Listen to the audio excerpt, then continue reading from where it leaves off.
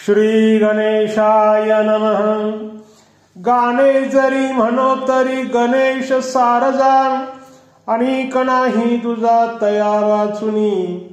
नाचणू म्हणो तरी तांडवनी महेश्वरू, तो एक नृत्यकारू करू जाणे।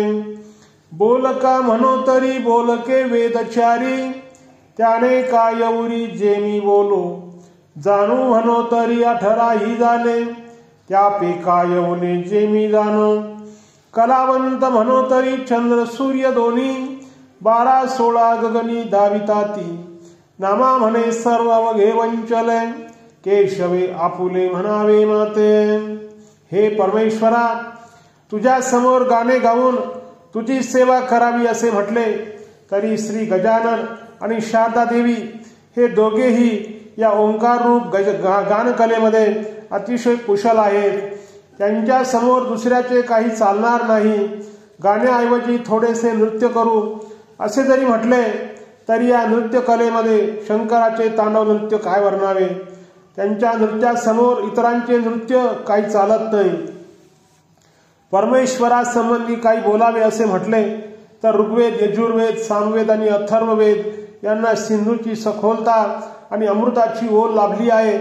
त्यांच्या समोर मी काय बरं बोलावं।